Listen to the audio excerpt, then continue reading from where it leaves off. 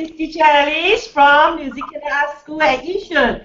We are a group of young and passionate teachers from Singapore. This is our weekly Google Hangout, and we are doing on the topic of how to do well for your ABRSM music exam.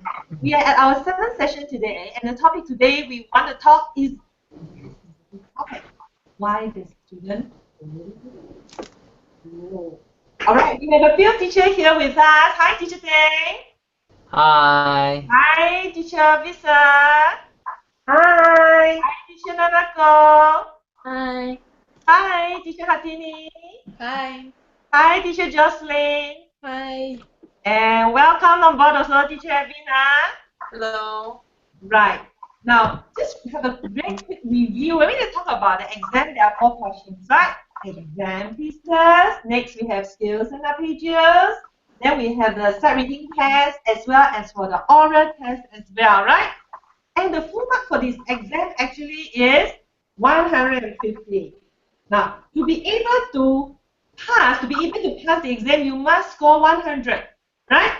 And when you get 130 above, that means you get the distinctions, and 120 you have merit.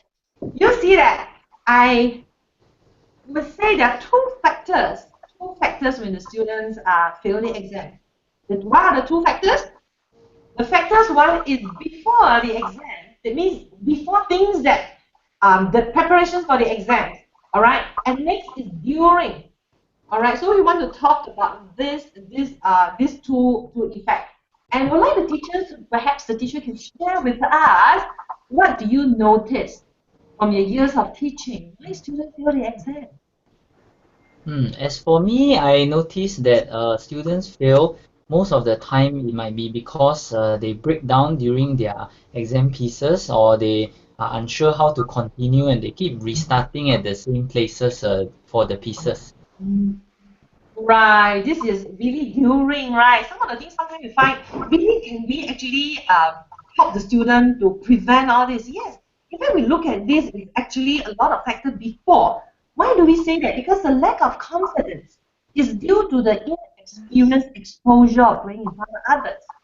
And just imagine if you go to school every day. Now you are P2, all right? You're primary 2 in Singapore here, you're primary 2. If you go to school every day, you take the same school bus, will you get nervous every day? No, right? I don't think so, right? Or maybe you take the MRT to the school. If you miss the train, you know that I miss the train, and the next MRT will come maybe another 2 minutes. It's okay for you to miss the train, right? You just wait for the other one, and you are not so nervous, all right? Because you know what to be expected. You know the order of the whole procedure. So the same thing also for exam. I think we need to practice the things till that we are so sure, like we know what to be expected. Just imagine the first day of your school, that P1, and you have to report to the school. You get nervous because you don't know which part to go. You don't know whether to turn right. You don't know whether to turn left. You don't know what time you have to report at the school. You don't know which classroom they go to. You don't know who is your form teacher. So it's the same thing. So a lot of things could be prevented. We could actually put in a bit more effort and look into what are the things that you need to do before your exam to get yourself equipped. Right. And how about what are the things and what else that you all notice that the students do? What types of playing that makes the candidate fail the exam? Wow, this is a good question also. Just now we talk about emotions, right? Maybe because you are nervous, you fear, all right, you have not enough confidence, all right. This is more on the emotional side, all right. But this is the real thing. I think that what is actually caused the student fail the exams, lack of precision. That means your playing is not precise enough in terms of maybe your reading, whether it's your in your exam pieces that you don't read actually not precise enough, not accurate enough. Next, perhaps your rhythm, faulty rhythm. The rhythm, the dotted rhythm was not playing dotted. Maybe you play as the regular rhythm, even rhythm rather than the dotted rhythm. Badly chosen tempo. That means the tempo that you choose either is too fast or too slow. All right. Next is that your technique was inadequate. Perhaps when playing 2 hands together, you can hear that when the student play 2 hands together, it sounds apart. You don't play with exact ensemble when you play especially the baroque pieces. The voicing was not clear. Tonal balance was also not clearly displayed as well, where you have a melody, where you have the accompaniment. It sounds all together. It sounds all together. And lack of character, that the students are not aware of or observing the character or the expression marking in from the score. Right, the student failed to deliver all this. Let's say I quote an example, lullaby. Lullaby is a night piece, right? You're supposed to actually, it's a sleeping piece. You're supposed to play it very gentle, smooth overall, right? Let's say the student play the lullaby sounds like much and play a very fast tempo. Can you imagine how the baby sleep in a lullaby with a fast tempo and all this? So these are some of the very general guidelines on where the student actually plays. What do you notice beside of the lack of the precisions? What else that you notice? I have a student play very well. She has nice body movement, good articulation, good finger technique, and good character and clear phrasing. However, she always plays the song at either one octave lower or one octave higher than it's written. So my question is, will the examiner fail the candidates because of this? Ah, good question. You see that we always thought the examiner is like a cold-blooded creatures. In fact, they are not. I tell examiners are so friendly. They are very friendly. In fact, they are there to actually help the candidates. Also, I have seen so many examiners. They are very very friendly. So we will still look at this. Is this a factor during or before? In fact, it's during, right? Because the student they always either one or two higher or lower. But you see that even this during factor, you really can predict that before. So what I would do is that you will ask the student to prepare the hand. For example, you know the student, the position is here. All right, the student is supposed to play, but the student always play one octave higher. Then you will always ask the student, okay, look at the pedal. Where is the keyhole? Where's the keyhole? Where's the pedal? Place your hands up first and get the right position. Practice a few times. Practice a few times. Okay, count to three and have the student place the hand position. Get it right all the time. Find some of the tips for the student to get the right positions. Okay, until the student got it right. All right. But of course, you could say accidentally when you're very nervous. All right, and you play the exam with the student, you will be penalized. I come across this one of the incident many years back. I remember one student. She play her much one octave higher. She play her Shostakovich part,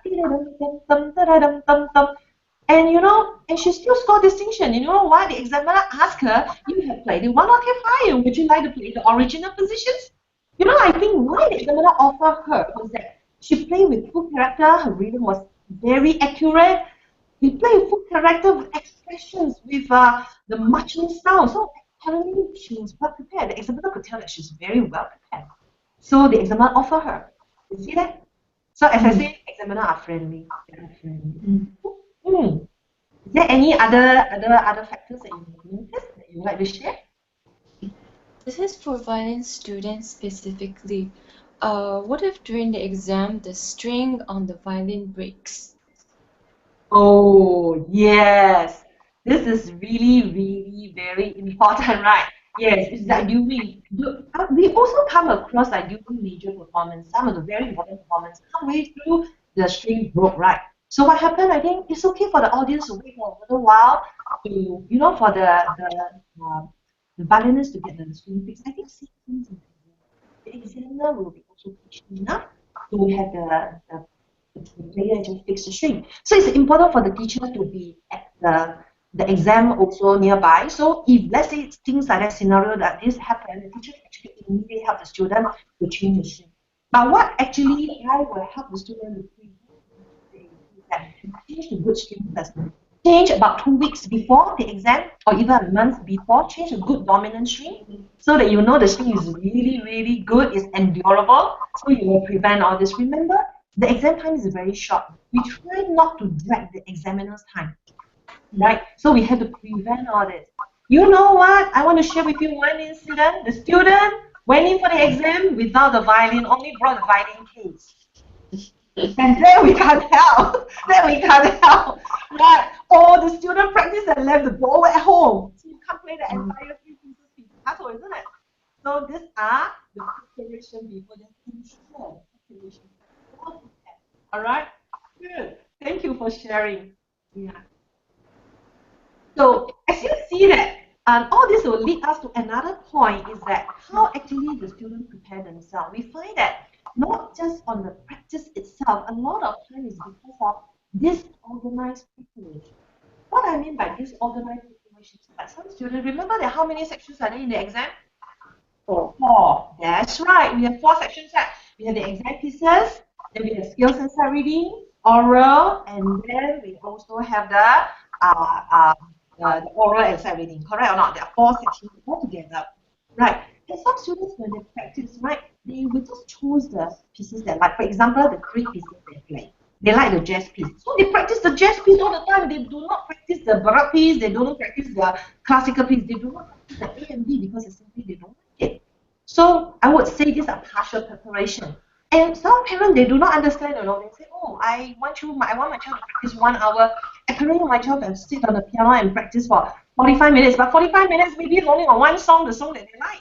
And the rest of the 15 minutes, they will just go through, perhaps just browse through very quickly on the other pieces and hardly also touch on the skills and the features. And the other thing is that a lot of students besides practicing the exam pieces, maybe for their skills, when they practice their skills, right, they thought it's only skills. They do not know that from the skills, they have to do the arpeggios and harmonic skills as well. So they only practice the skills, they do not practice arpeggios. I will also categorize it as disorganized preparation. Another type is that students always think oral test is test. So test cannot be practiced, student. It's test. I don't know what the examiner is going to give us. Unlike exam piece, exam piece that you tell them this is the book that you need to bring for exam, right? Then for oral test, they say, I don't know what the examiner is going to give me, so I don't need to practice. I'll simply go in. If I'm good, I can hear. If I'm not good, I can't hear, right? So this is what the students are thinking about their perspective. So we have to change that. And remember, if you're going for competitions, let's say you go, right, you have to train yourself, right? Not only that you have to train yourself, you have to also target how many minutes you're going to finish it. If you want to swim so fast like Joseph swimming, right? You cannot just say, well, it's competition, so I'm ready with my swimming trunk. I'll just wait for the moment to jump into the pool and see whether I can swim fast or not. So same thing. Okay, so this is oral test as well as the sight reading. So sight reading also, we have to prepare themselves. So do not neglect any section. Remember, there are 4 sections. Do not just practice partially.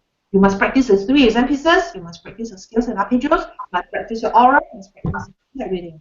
Okay, then we say that this is a complete preparation. Right. So, is there any other observation as well besides it? What if the students fail the exam? Is it a must for them to retake the exam? This is a good question. I think parents like to ask this question, right?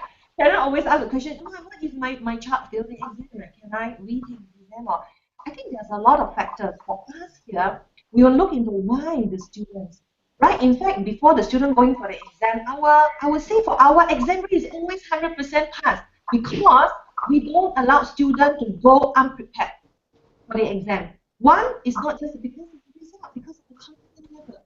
The reason why we send the student for the exam is we want them to be confident and tell them because you are good, so you see that you are graded with this result. We do not push in for the exam when they are not ready. We want them to be ready to go for the exam. But of course, there are some scenarios. I want to quote because different circumstances. What if the students have a stomach upset on the day? What if the student have a stomach flu on the day of the exam and the student really chose to go for the exam?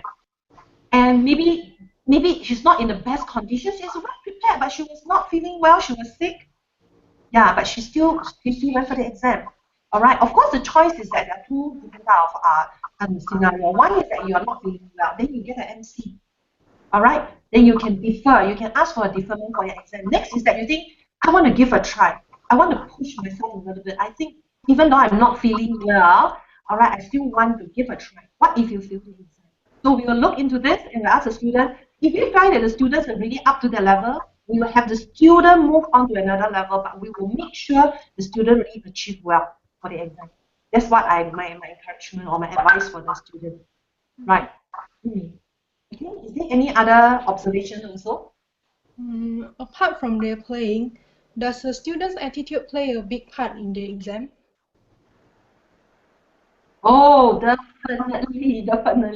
I think for the attitudes, you see that some students, they will feel that, well, going for exam is not my staff, it's my teacher's staff or my parent's staff. I think the communication is very important. And you know, as a teacher, we always have to motivate the kids. And we tell them this is not my exam and this is your exam. I'm there to go through this step with you. So what you need to do is that find a reason for the student. You have to tell the student why are they going through this. And ensure them I'm here to walk step by step with you. I will guide you step by step until you are there. All right. So I think you have to put a reason for the student and motivate them. All right. So then they will change their attitude. Not telling them that this is your exam, you have to do it. All right. Always find the reason why they do that and ensure that they can do that. All right. Good. So I think this is for another things that we want to talk about is planning. We talk about planning. And some students, the reason why they fail the exam is that because they registered at the wrong time. Here you notice in Singapore there are two periods of the registration, right? The first exam is on February, March, and the other one is in July and September. And some students, we will ask them, do not register for February and March if they are a foreigner, and usually they will go back to their country. Because that is our Chinese New Year period. Chinese New Year period, what we will do a lot of visitation, we will eat, rest, and then we will, when you eat and rest, you don't have the mood to practice, you know, right? You also don't have the exam mood, right? So we'll tell parents, if you are the type that you always go for visitation and you always go back to your country, then do not register during your February seasons because you will not have the mood and time for you to build your momentum and your stamina to go for the exam again. Next is that July. You notice in Singapore, June is our long 1 month of holiday. Some parents, they like to take one entire month of holiday break for their June holiday. So if you're taking your June holiday break, then don't register for your July. That's what's called wise planning, isn't it? So if you have the holiday, do not register for your July. If you really want to, then you register for your September. Next is that I think the reason why students fail the exam is that they are too young, simply too young. We do see some of the students with 4 or 5 years old, they registered for their grade 1 exam because the parents feel that they are very smart. And indeed, you know, we really have to say that a lot of the young children are very smart. They start reading at a very young age. But however, at this young age, their cognitive skills are not totally developed, especially come to communication. So we encourage parents, if they are 4 years old, even they are playing skills already up to grade 1, you can move on to grade 2. You don't have to think of grade 1 exam. Right. We can send the kids for grade 3 exam when you are 7 years old, or maybe you are 6 years old when you're more mature. Right? You have more confidence when you talk to the examiner, not just in terms of playing, but because of oral, you still have to communicate with them. All right. So we want to recap a little bit. First, we talk about emotion, how you overcome your fear. Next is that the lack of the precisions in your practice. Next is that we talk of disorganized preparation. Next is about you need to have good planning. All right. So you see that what we learn here is that we always say a wise man learns from your own mistakes. A wise man learns from theirs. I believe everybody is wise, but not just wise. I want everybody to be a genius because a genius learns from others. I hope you enjoyed the session. This is Teacher Alice from Singapore Music Art School. I'll see you next week. Bye.